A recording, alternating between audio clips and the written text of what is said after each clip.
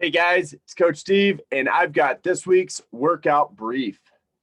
Coming in on Monday, we're going to start off with a classic CrossFit workout, and this is Nicole. This is a benchmark workout that we do fairly often, and Nicole is a 20-minute AMRAP, and in that 20 minutes, you run 400 meters, and then you come into the gym and do max rep pull-ups. And that's a really difficult thing to do, especially if you don't have pull-ups yet. So at the earlier levels, what we've done is it's as many rounds as possible, 400-meter run, and then 20 variation of a scaled pull-up, 20 reps. If you have pull-ups, you feel like you can get a lot of reps. The whole point of this is to tax your breathing with a little bit of that sensation of shoulder and pulling motion, fatiguing the shoulders and lats. Then do the pull-ups. But if you're not there yet, get those 20 reps. They should be something that maybe initially you can go 20 reps unbroken or close, maybe not fully. But in those later rounds, I want it to be just a little bit of a struggle to get through those 20 because you are using your shoulders and pulling.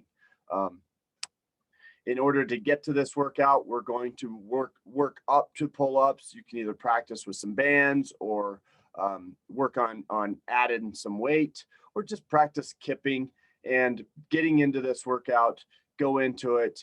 The runs should be paced. You're going for 20 minutes. The rounds aren't as important as the number of pull-ups that you do in this workout. So shooting for high rep pull-ups, 70 plus, or if you're doing the 20 reps, going for 5 rounds or more. On Tuesday, we're going to come into the gym and we're going to work up to a heavyish 5 reps of hang power cleans. That's without touching the floor. The bar does not go below your knees. Unbroken for 5 reps. And we're going to go into a workout where we're going to use those hang power cleans, 5 rounds of 5 thrusters at a moderately heavy weight, 7 hang power cleans at that same bar weight, and then 15 box jumps. We're going to take 1 minute rest between each round. And those 5, 7, and 15 should be pretty quick. I want you to push through those pretty quickly. It should be nearly a sprint kind of feel, but it's with weights that are a little bit challenging to get through, but you know it's a short effort. So you're going to push on that. And total work time, not rest included, is under 10 minutes is the goal. 9 to 12 minutes really, and then a 15-minute cap. So not taking more than 2 minutes on any round, 2 to 3 minutes on any round of these.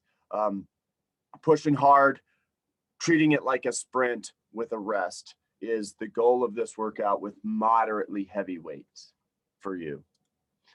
On Wednesday, coming in, and this is going to be our slow, steady, even pacing workout. Kind of call it the CrossFit triathlon if you would like. We're going to row 2K, go right into a 3.5 mile air bike ride on the air bikes, and then a 1 mile run. Each one of these segments, the goal is to do in under 10 minutes. And for the full workout, the goal is to be under 30.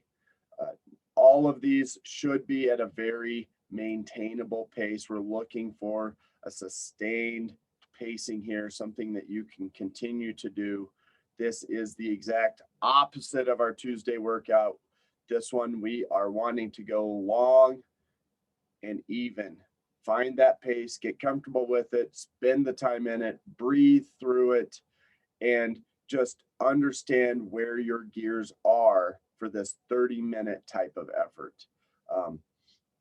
You can rotate through. If any of the movements are something you're not able to do, maybe running isn't in the bag for you on this particular day, repeat one of the other movements so that maybe you would get 2 2K rows with a 3.5-mile bike in between them. But goal is 30 minutes or less. Just keep moving. Just keep trudging that forward at a pace you can sustain. Thursday, going to start off with the WOD, getting to it very quickly with alternating dumbbell snatch, 5 each hand, 10 push-ups, and then five alternating pistols on each side, or 10 total, for 15 minutes. Going through this is again, that's the same pace for 15, but the primary driver here is going to be muscle fatigue. Your shoulders and your legs are going to get fatigued, and that's what's going to keep you from continuing forward. This is a little bit more of that lactic burn of those muscles, limiting your ability to continue forward. And then we're going to do our core cash out. 23 rounds, 20 V-ups, side plank, 20 slow flutter kicks, side plank on the other side, and then a hanging L sit for 20 seconds. Tax at the core, take a little break, and then do it again for 3 rounds. The goal for the WOD is 7+ rounds. Any resting you get in that WOD should happen during the transition time. You should be able to do the movements unbroken. As this workout goes, that may not be the case. You may have to take some short breaks, but the breaks should be very short to get through these. The push-ups, the pistols, and the alternating lunges should be at a place where you can get those pretty consistently. Friday, back to strength day, front squats all day long. So we're going to come in, get ready for front squats, and we're going to build to a heavy 1 rep weight, 1 rep lift. You're going to go roughly about 90, maybe a little over 90% of your 1 rep, not necessarily shooting for a PR on our 1 reps here. Going to do that heavy 1, and then you're going to see how heavy can you go for 10 reps. That's 10 reps without taking any breaks, without setting the bar down. 10 reps as heavy as you can go, taking a break, going back to that single, that 1 rep, going heavy. Maybe you build, maybe you keep it the same, but going something that's going to tax you a little bit, 90% or more. Take a little break, and then you're going to go for 20 reps without taking any without setting the bar down. You can rest with the bar on your front rack, but you're going to do 20 reps for as heavy as you can go.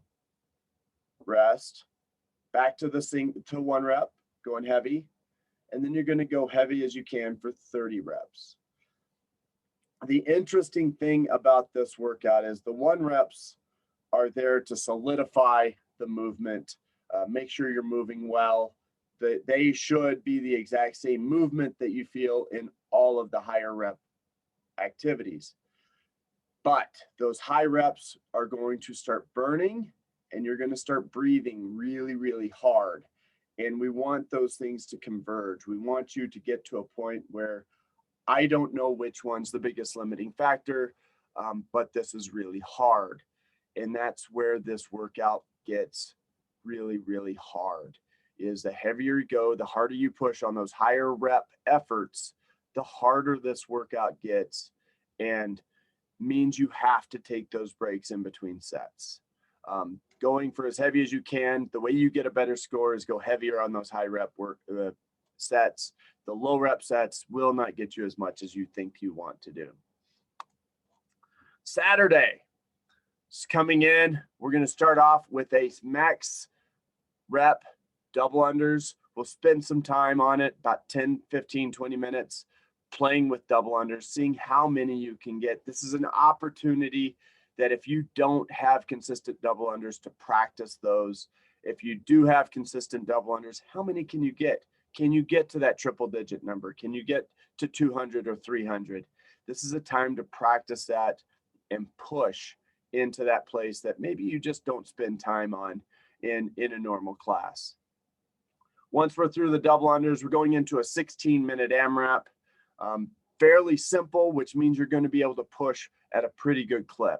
So 10 burpees, 20 walking lunges, no weight, and then 30 Russian kettlebell swings. The weights are a little heavier on those kettlebell swings. They are Russian, so not going overhead.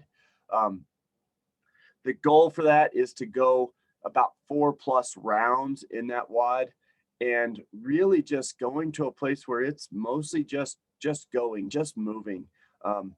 Finding that place where you just move, no long breaks, none of that. 16 minutes, consistent breathing, hips, core engaged for 16 minutes.